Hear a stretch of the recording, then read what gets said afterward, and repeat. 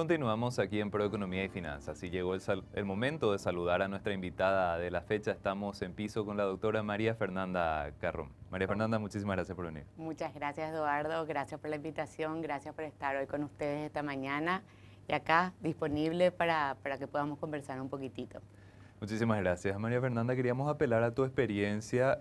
Para quien le agarramos desprevenido, María Fernanda es ex miembro del Banco Central del Paraguay, del directorio, fue presidenta de la Agencia Financiera de Desarrollo, tiene una amplia trayectoria en el sector privado y ahora está también dentro de una de las casas de bolsa de nuestro país y es miembro del directorio de la Bolsa de Valores de Asunción.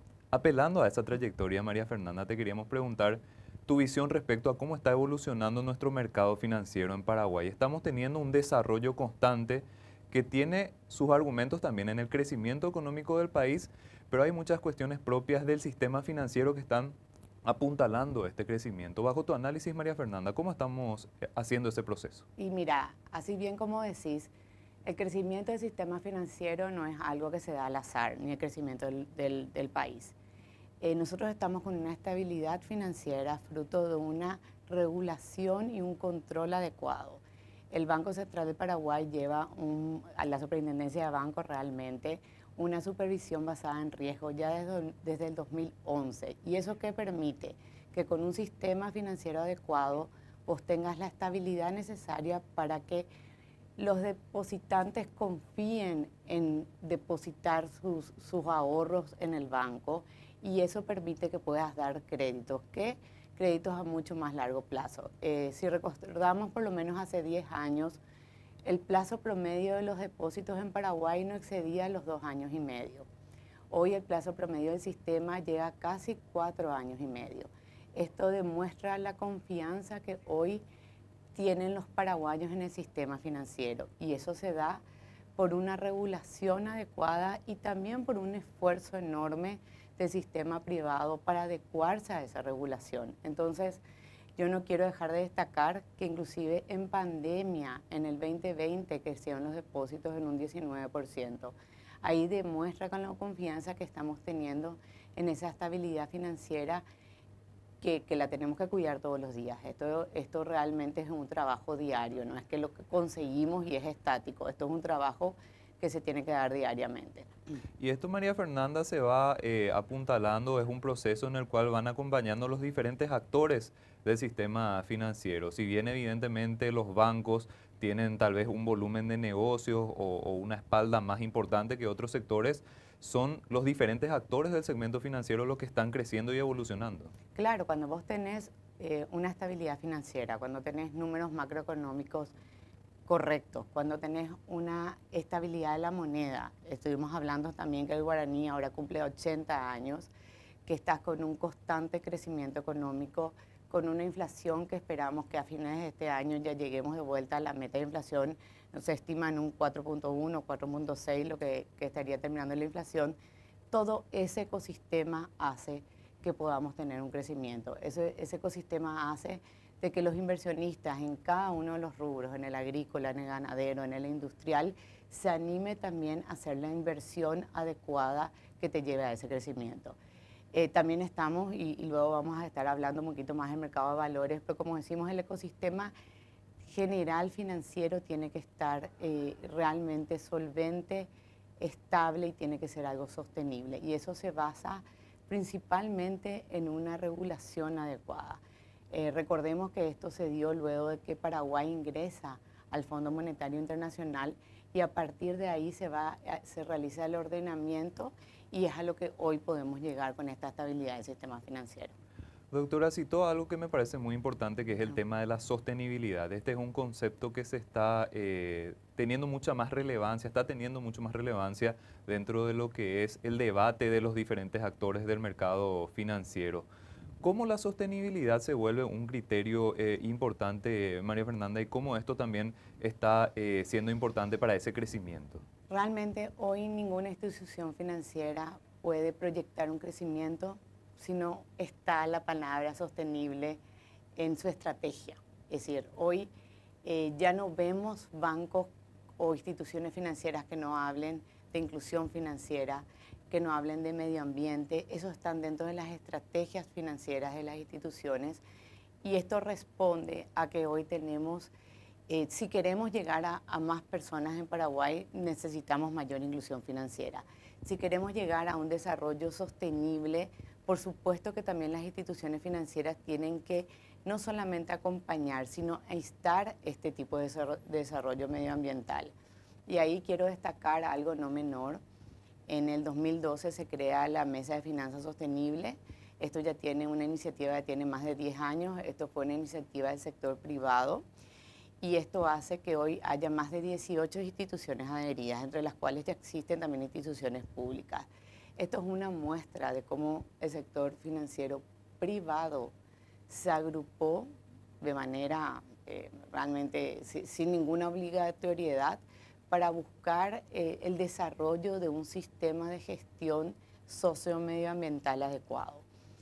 Yo siempre hablo que el desarrollo se tiene que dar, pero un desarrollo sostenible. Pero tenemos que recordar que Paraguay es un país que también tiene todavía oportunidad y necesidad de desarrollo. No solamente oportunidad, necesidad para que todos los paraguayos tengan una oportunidad. Tenemos que aprovechar todos nuestros componentes de desarrollo. Yo quiero recordar lo que dijo el ministro de Economía en la apertura del foro de sostenibilidad que tuvimos en la FELABAN hace una semana. Paraguay es un país con 100% de energía limpia. Es un país que hoy se está desarrollando en todo lo que es reforestación. Es un país que yo visitando mucho el interior y visitando al productor agrícola y al productor ganadero, son los más interesados en que esto sea sustentable. Entonces yo creo que es el sector financiero, lo que se busca es acompañar eso realmente, acompañar las inversiones, pero siempre pensando en esa sostenibilidad que estás hablando. Y eso es fundamental también para captar inversiones, María Fernanda. Tal cual, Paraguay hoy se posiciona ante el mundo como un país donde realmente hay apetito por las inversiones en Paraguay. Si miramos un poco las últimas emisiones del soberano, y esto es algo que siempre se comenta, el Paraguay salió a tasas de grado de inversión. Eso demuestra el apetito. Ahora, si queremos seguir estando en un mercado internacional, tenemos que demostrar esta sostenibilidad a través de, sobre todo, el uso de los fondos, y que los usos de los fondos, tanto del sector público como privado, se base principalmente en el desarrollo, principalmente también en medidas medioambientales, y eso es algo que yo recuerdo que anteriormente, ya hace 5 o 6 años, cuando uno salía con un bono verde, normalmente tenía una mejor tasa. Hoy ya es una exigencia, hay exigencias básicas del uso de fondos, aún en todas las emisiones que se están dando a nivel internacional. Pero yo creo que Paraguay, viendo que tiene este potencial de energía y energía sustentable, energía limpia, tiene un potencial enorme en reforestación. Hoy estamos viendo la mirada de inversionistas extranjeros con mucho más interés de lo que veíamos antes. Quiero recordar también una transacción no menor que la estructuró la Tesorería de Itaú. Es la primera vez que un inversionista extranjero compra un bono soberano en moneda local a través de una nota estructurada. Pero eso demuestra no solamente el interés en Paraguay, sino el interés en el guaraní. Es decir, esta posibilidad que dimos que el guaraní se sostenga en el tiempo y muestra esta predecibilidad, hoy hace que los inversionistas extranjeros inclusive estén interesados en emisiones de moneda local. Y siempre se comienza con un bono soberano. Normalmente después vienen los bonos financieros y después vienen los bonos corporativos, es decir, que nuestras empresas corporativas piensen también la posibilidad que inversores extranjeros vengan a aportar capital y deuda de manera que puedan darse los desarrollos.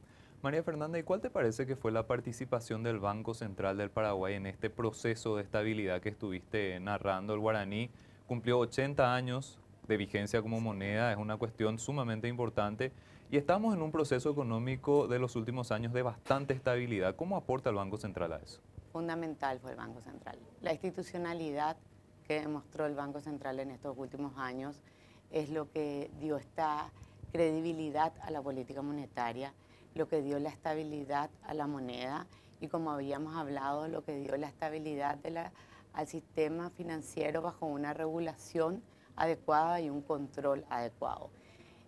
Yo creo que es importante resaltar porque, y vuelvo a mencionarlo también ahí Alberto Acosta en su último artículo este domingo, tenemos que tener más instituciones públicas con esta institucionalidad. Esto es lo que trae, esto es lo que permite ser predecible. Quiero destacar también que el Banco Central desde el 2008 únicamente ingresa funcionarios por concurso, personas altamente capacitadas, y esto permite justamente esa credibilidad que tenemos hoy y que la debemos seguir teniendo en una institución que hoy tiene cada vez más responsabilidades. Recordemos que no tiene solamente la política monetaria, sino también tiene todo lo que hace la supervisión y hoy también la supervisión de la Superintendencia de Valores. Entonces, se va agregando ciertos roles, entonces tenemos que realmente velar por seguir teniendo esa institucionalidad que es lo fundamental en una institución como la que es el Banco Central del Paraguay. María Fernanda, ¿y cómo te parece que la Agencia Financiera de Desarrollo también estuvo colaborando en este proceso? Es bastante interesante tu trayectoria y nos permite también hablar de varias instituciones que estuvieron formando parte de toda esta dinámica económica de Paraguay. Mira, es un todo. Yo quiero hablar ahí que el sector público fue importante, el sector privado fue fundamental, como diciendo, siguiendo, vamos a seguir estas reglas de juego, vamos a invertir en tecnología, en innovación para que el sector financiero privado se pueda dar. Y la agencia financiera tuvo un rol enorme, principalmente en dar plazo. Sin plazo no podés hacer una inversión, sin plazo no puedes tener acceso a la vivienda. Y realmente dentro de los 16, este año ya van a ser 17 años de la Agencia Financiera de Desarrollo, ves cómo ha apoyado en extender ese plazo. Eso permite que inclusive proyectos importantes, sindicados, se hayan podido dar en la parte industrial y sobre todo en la parte ganadera, en la parte de vivienda. No habíamos pensado hace 20 años tener una casa a 30 años de plazo, que es lo que hoy la Agencia Financiera de Desarrollo dio. Ahora, el rol de una institución de desarrollo es aún más. La Agencia Financiera de Desarrollo creo que va a tener en estos próximos años un rol fundamental en todo lo que es el financiamiento a través de APPs. En este momento sabemos que hay un déficit fiscal, sabemos que el Estado tiene ciertas limitantes, pero sabemos que necesitamos infraestructura, sabemos que tenemos un sector privado que puede hacer eso y bueno, y tenemos que darles las herramientas correctas a través de las estructuras de APP para que esto se dé. De lo contrario, vamos a quedarnos, no podemos seguir desarrollando ni la parte ganadera, ni la parte agrícola, ni la parte industrial con este nivel de infraestructura. Efectivamente, el nivel de infraestructura se tiene que dar y yo creo que la Agencia Financiera de Desarrollo, además que en vivienda, en la parte de APP va a tener un rol fundamental en los próximos años. También los fondos que administra la agencia son importantes, María Fernanda. El fondo de MIPYME fue fundamental en época de pandemia y se tiene también el fondo de la mujer y la posibilidad de ir abriendo nuevos fondos. Bueno, ahí tuvimos FOGAPI, antes de pandemia había dado creo que 17 créditos.